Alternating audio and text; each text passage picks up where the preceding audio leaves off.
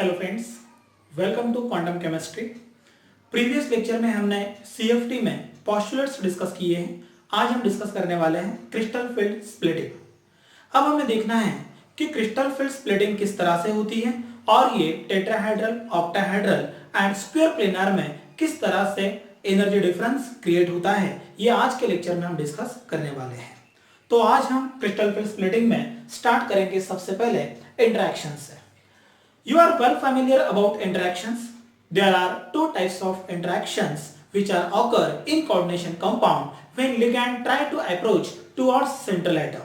ये भी हमने previous lecture में डिस्कस किया है कि जैसे जो भी ligand central atom की तरफ अप्रोच होने की कोशिश करता है, at that time the electrons present in d orbital और ligand इन दोनों के इंटरेक्शन के वजह से वहां पर दो टाइप्स के इंटरेक्शन डेवलप होते हैं, एक अट्रैक्टिव इंटरेक्शन और एक रिपल्सिव इंटरेक्शन। तो हमें फोकस करना है रिपल्सिव इंटरेक्शन पर। तो रिपल्सिव इंटरेक्शन ये generally lone pair of ligand and d electrons of central metal atom इन दोनों के बीच में जो इंटरेक्शन होता है, that interaction is referred as repulsive interaction. और उसी इंटरेक्शन के वजह से यहां पर उस डी ऑर्बिटल में पूरी तरह से स्प्लिटिंग होती है बाय ब्रेकिंग इट्स डीजेनरेसी। तो हम बात करते हैं पहले इंटरेक्शन से। तो यहां पर पहला interaction that is your attractive interaction, you are well familiar about this. And second interaction is ये होगा रिपल्सिव इंटरेक्शन। रिपल्सिव इंटरेक्शन, हमें फोकस रिपल्सिव इंटरेक्शन पे करना है। तो जैसे कि मैंने अभी बताया कि ligand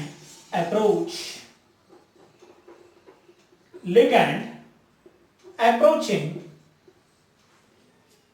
to central atom, ligand approaching to central atom, then lone pair of ligand and d electrons of central atom इन दोनों के बीच में जो इंटरेक्शन होता है, that interaction is referred as repulsive interaction।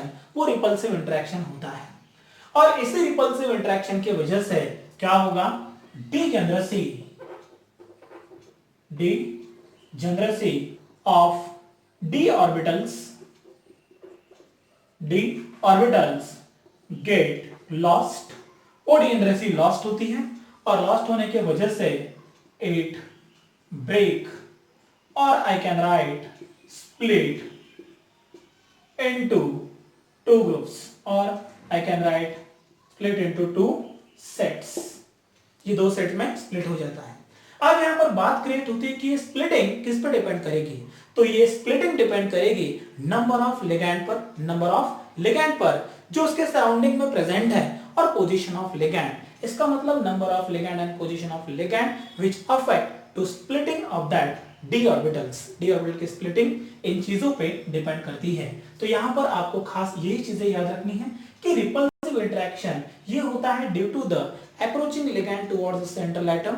तो सेंट्रल एटम के जो डी ऑर्बिटल्स है उसके इलेक्ट्रॉन्स और लिगैंड के लोन पेयर इन दोनों के बीच में जो रिपल्सिव इंटरेक्शन होता है, इन रिपल्सिव इंटरेक्शन की वजह से 5d ऑर्बिटल अपनी डीजेनरेसी लूज करके वहां पर दो सेट में स्प्लिट हो जाते हैं। This splitting is called as crystal field splitting. इस स्प्लिटिंग को कहा जाता है crystal field splitting. And energy difference in between them, energy difference in between them is called as CFSE। इसे कहा जाता है क्रिस्टल फील्ड स्टेबलाइजेशन एनर्जी। ये होता है क्रिस्टल फील्ड स्टेबलाइजेशन एनर्जी। तो ये स्प्लिटिंग इन जनरल ऑब्जर्व की जाती है ऑक्टाहेड्रल कॉम्प्लेक्स में, टेट्राहेड्रल कॉम्प्लेक्स में और स्क्वायर प्लेनर कॉम्प्लेक्स में। इन तीन कॉम्प्लेक्सेस में ये स्प्लिटिंग ऑब्जर्व की जाती है। तो हम सीक्वेंस से देखेंगे in octahedral, tetrahedral, square planar how to split those 5d orbital due to the repulsive interaction present in between d orbital electrons and ligands. Now first of all we move to the number A, splitting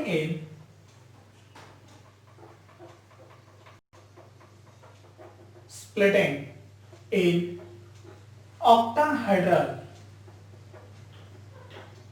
complex. Splitting in octahedral complex. Octahedral complex की splitting explain करने के लिए let us consider one of the complex Ml6. यहां लेता हूं N+, Ml6 N+. तो आप यहां पर देख सकते हो सेंट्रल मेटल एटम जिसके सराउंडिंग में टोटल नंबर ऑफ लिगैंड्स 6 है। इसका मतलब 6 negative charges surrounded by central atom. 6 negative charges surrounded by central atom.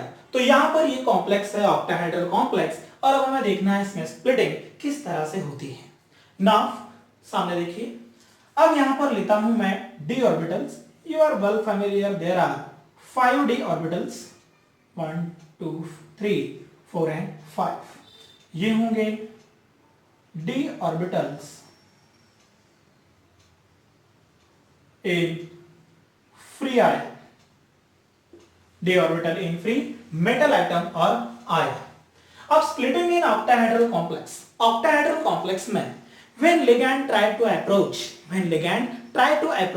towards the central atom की तरफ जाएगा तो same phenomena will be there, वहां पर एनर्जी डिफरेंस क्रिएट होगा। इसका मतलब ये जो d ऑर्बिटल है इसकी energy as compare to previous थोड़ी सी इंक्रीज हो जाएगी।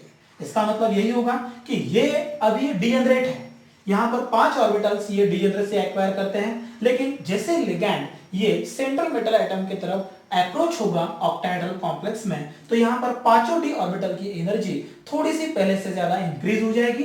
इसका मतलब एनर्जी इंक्रीज होने की वजह से some energy increase but it posses degeneracy. अब यहां पर देख सकते हो, यहां पर मैं लिखता हूं एवरेज एनर्जी, यहां पे लिखता हूं एवरेज एनर्जी। तो यहां पर ये होगा spherical crystal field, D orbital की एवरेज एनर्जी। तो यहां पर दो स्टेप से क्या क्लियर हुआ, यहां पर पहले स्टेप में आपने देखा कि सेंट्रल मेटल एटम के ये डी ऑर्बिटल्स, ऑक्टाहेड्रल कॉम्प्लेक्स में जब लिगैंड सेंट्रल मेटल एटम की तरफ मूव करते हैं तो eight that time what's happen, all the 5 d orbitals of central metal atom increase their energy due to the repulsive interaction। लेकिन यहां पर भी पांचों की एनर्जी सेम ही है। इसका मतलब ये भी डीजेनरेट, ये भी डीजेनरेट, लेकिन इनकी energy as compare to this थोड़ी सी ज्यादा होगी, इसीलिए ये 5 ऑर्बिटल ये स्फेरिकल क्रिस्टल फील्ड में है ऐसे माना जाएगा। अब आप आगे देख सकते हो कि when ligand try to once again move towards central metal atom nearer to the orbitals, जब वो लिगैंड और ज्यादा क्लोज आने की कोशिश करेंगे eight that time what's happen. अब यहां पर आप देख सकते हो 5 डी ऑर्बिटल, ये इन पांचों में dxy, dyz, dzx, dx2, y2, dz2। तो जब भी वो लिगैंड सेंट्रल मेटल एटम की तरफ आएगा तो वहां पर ये दो orbitals that means dx2, y2, dz2 directly point towards the ligand. ये लिगैंड हो गए डायरेक्टली पॉइंट टुवर्ड्स लिगैंड। ये लिगैंड के नियरर होने के रीजन से इनका repulsion as compare to 3 sets ज्यादा होगा, और इनका रिपल्शन ज्यादा होने के रीजन से इनकी एनर्जी ऑटोमेटिकली इंक्रीज हो जाएगी, और इंक्रीज होने की वजह से अब यहां पर जो 5 ऑर्बिटल्स हैं जो डीजेनरेट फॉर्म में है उसकी डीजेनरेसी पूरी तरह से लूज हो जाएगी, और ये 5 ऑर्बिटल डीजेनरेसी लूज होने की वजह से पूरी तरह से 2 सेट में स्प्लिट हो जाएंगे। तो वहां पर जो 2 ऑर्बिटल्स लिगैंड्स के नियर थे इनकी एनर्जी अचानक से इंक्रीज होगी एज कंपेयर टू 3, इसीलिए इस 2 सेट्स की एनर्जी एज कंपेयर टू 3 ज्यादा होगी, और ये स्प्लिटिंग दिखाएगा 2 फॉर्म में, एक T2G और दूसरा EG। तो यहां पे मैं लिखता हूं ये होगा T2G, और जो दूसरा set with higher energy is referred as Eg, उसे मैं Eg रेफर करता हूं।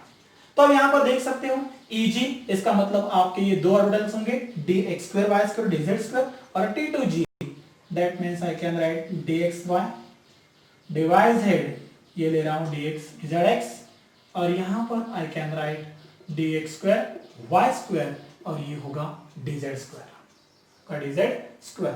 इसका मतलब ये होगा विथ हाई एनर्जी,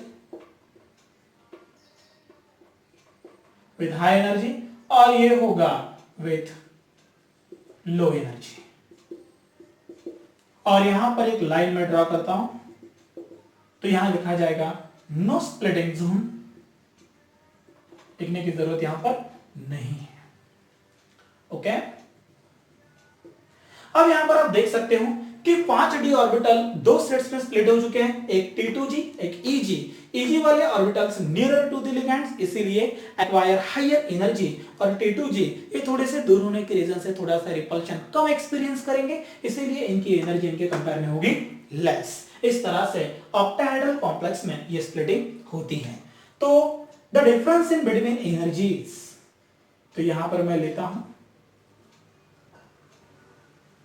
ओके, ये होगा difference in between energies is denoted by delta O। तो delta O that means O for octahedral, ये रेफर किया जाएगा ऑक्टाहेड्रल में, या इसे रेफर किया जाएगा DQ में। तो यहां पर ये टोटल डिस्टेंस होगा, एक तो 1 delta O, otherwise I can write 10 dq, 10 dq। तो इसे आप दो पार्ट में स्प्लिट कर सकते हैं।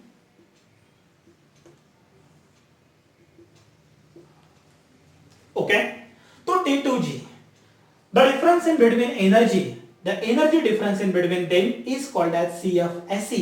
इसे CFSE कहा जाता है, क्रिस्टल फील्ड स्टेबलाइजेशन एनर्जी, और वो डिफरेंस होता है 10 dq या 1 delta naught, that means CFSE is referred as 10 dq or 1 delta O।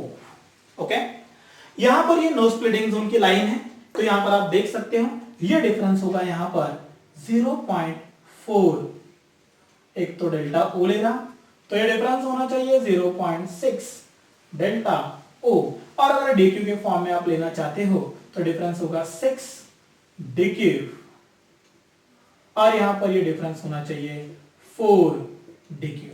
इसका मतलब 6 plus 4 is equal to 10 dq, या 0.6 plus 0.4 equal to 1 delta O। इस तरह से ये एनर्जी डिफरेंस इन दोनों के बीच होना चाहिए। अब यहां पर क्वेश्चन अराइज होता है कि एनर्जी डिफरेंस तो दिखाई दिया, यहां पर 0.4 है, यहां पर 0.6 है, इसका मतलब यहां पर जो 0.4 है ये है माइनस 0.4, और यहां पर जो 0.6 है ये है प्लस 0.6। इसका मतलब when ligand approaching towards the central metal atom at that time, यहां पर क्या होगा 0.4 इतनी एनर्जी ये लूज करेगा, और यहां पर 0.6 इतनी एनर्जी ये गेन करेगा। एनर्जी गेन करने की वजह से energy increase and automatically Eg repel more effectively as compare to T2g। इसीलिए यहां पर ये 4 ये माइनस होगा, और यहां पर ये प्लस 4 होगा।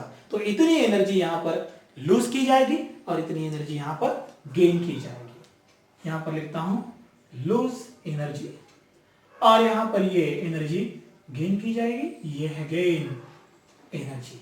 इस तरह से such type of splitting is referred as splitting in octahedral complexes. Is this clear?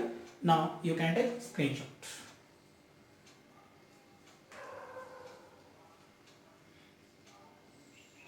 Now move to the splitting of tetrahedral complex. Now move to the splitting of tetrahedral complex.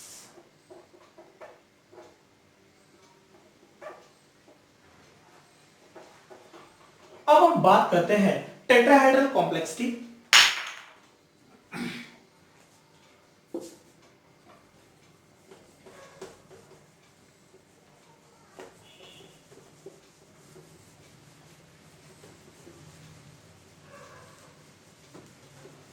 Now you can observe in tetrahedral complex how to split 5 d orbitals. Tetrahedral complex में पर लिखता हूं यहां पर CFSE is represented by delta T. यहां पर T for tetrahedral, T for tetrahedral. अब यहां पर let us consider one of the complex Ml4 M plus and you are well familiar about this. ये ले रहा हूं सेंट्रल मेटल एटम.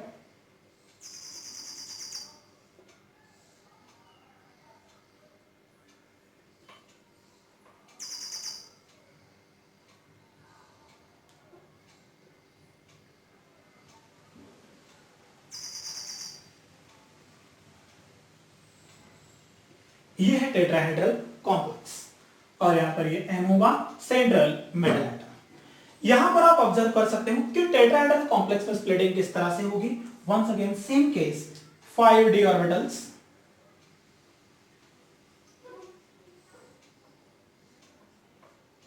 ओके यहां पर ये होंगे d orbitals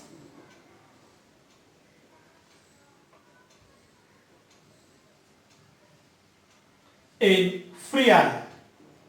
Once again when ligands try to approach towards the central metal atom, at that time every d orbital acquire energy. that means repulsive force की वजह से एनर्जी इंक्रीज होगी और इसकी energy as compare to previous थोड़ी सी increase होगी. तो यहां लेता हूं मैं average energy.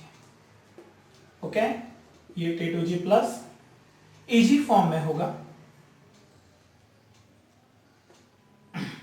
T2G plus Eg form में एवरेज एनर्जी और ये होगा in spherical crystal fact. Now once again we can observe. अब टेट्राहेड्रल की अगर हम बात करते हैं तो ligand when approach towards the central metal atom at that time जो तीन सेट्स हैं dxy, dyz, dzx now nearer as compare to dx2 y2 and dz2. तो अब यहां पर ये जो तीन सेट्स है xy, yz, zx वो नियरर होने की रीजन से, वेरी क्लोज होने की रीजन से वो ज्यादा एक्सपीरियंस करेगा रिपल्सिव फोर्स. उसके वजह से ऑटोमेटिकली उसकी एनर्जी क्या होगी, इंक्रीज.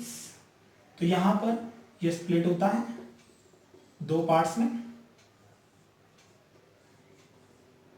अगर तीनों की एनर्जी हायर होगी तो ऑब्वियसली रिपल्शन ज्यादा होगा. तो यहां ले रहा हूं Eg और ये होगा T2G.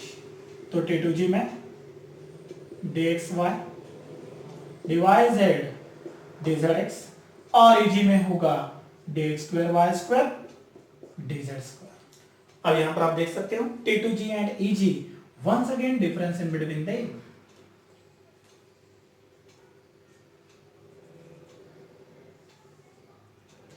ये होगा 10 d cube और 1 delta now t. Okay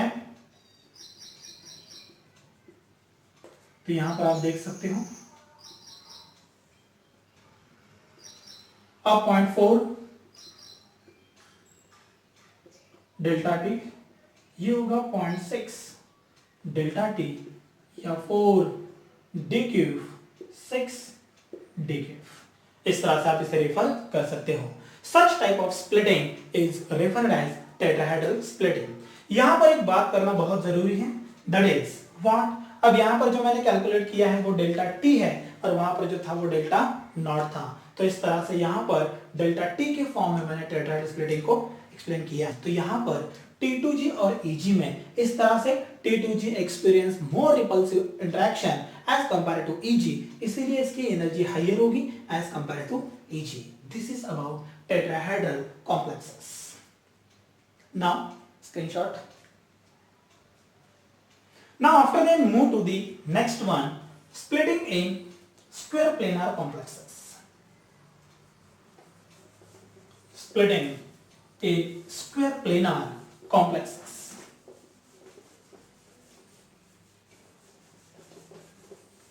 Now, square planar complex is very interesting.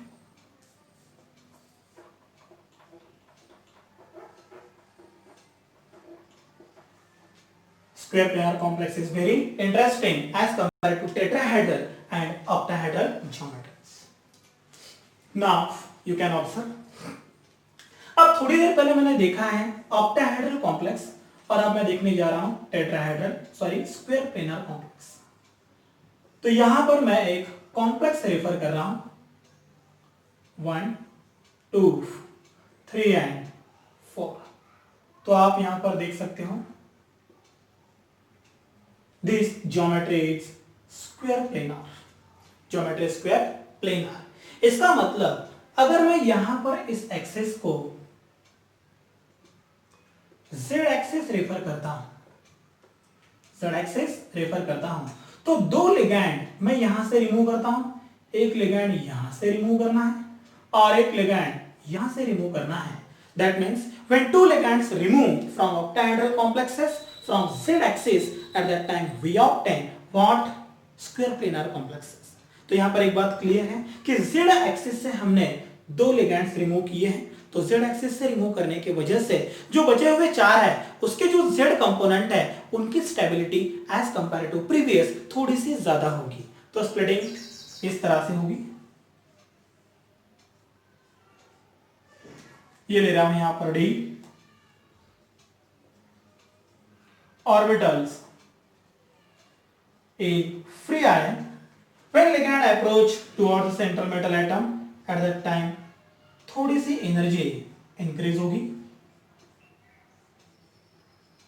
Okay और मैंने अभी कहा कि दो लिगैंड यहां से रिमूव करना है, इसका मतलब z एक्सिस से दो कंपोनेंट रिमूव करने की वजह से आप यहां पर देख सकते हो आपके पास है dxy dyz dzx dx2 y2 and dz2।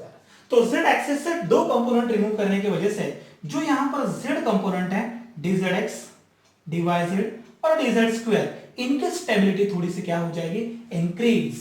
तो यहां पर आप स्प्लिटिंग देख सकते हो, पहले ये स्प्लिट होगा दो पार्ट में, यहां ले रहा हूं T2G, यहां ले रहा हूं EG, T2G and EG। Now T2G के पास तीन कंपोनेंट है dxy dyz dzx, लेकिन लिगैंड तो रिमूव z से किया है तो यहां पर z component become more stable. That means I can write these two components dxz dyz and dyz। After that Eg भी दो कंपोनेंट में होता है और इसका जो xy कंपोनेंट है उसकी एनर्जी थोड़ी सी ज्यादा होगी, ये dxy। Eg का जो z कंपोनेंट है उसकी स्टेबिलिटी z होने की वजह से इनके कंपेयर में थोड़ी सी ज्यादा, थोड़ी सी कम d z2। और यहां पर जो तीसरा कंपोनेंट है दैट इज dx2 y2। तो यहां पर आप ऑब्जर्वेशन कर सकते हैं कि when ligand approach towards the central metal atom at that time the z component becomes more stable as compared to another। तो यहां पर x2 y2 ये directly towards the what ligand, hence its energy get increased rapidly as compared to another। इसीलिए dx2 y2 की energy square planar complex में सबसे ज्यादा होगी और यहां पर ये कंपोनेंट होंगे मोर स्टेबल। तो यहां पर ये कंपोनेंट ये होगा पूरी तरह से आउट ऑफ प्लेन, ये जो कंपोनेंट है ये भी होगा आउट ऑफ प्लेन, लेकिन ये आउट ऑफ प्लेन होने के बाद भी it bind surrounding to the central metal atom, ये उसी के बेल्ट में होगा but present in belt of central metal atom. और यहां पर ये दो कंपोनेंट ये हो गए इनसाइड द प्लेन, इस तरह से ये स्प्लिटिंग होगी d ऑर्बिटल के लिए, ये लिख रहा हूं यहां पर as a average energy. That means a spherical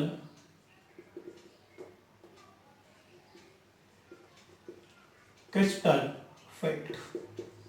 इस तरह से octahedral, tetrahedral and square planar इन तीनों में स्प्लिटिंग होती है। अब नेक्स्ट लेक्चर में डिस्कस किया जाएगा ये एनर्जी डिफरेंस जो होता है उसे कैलकुलेट कैसे करना है और कैलकुलेशन किस तरह से होंगे by taking number of example. I hope ये वीडियो आपके लिए बहुत हेल्पफुल रहा होगा।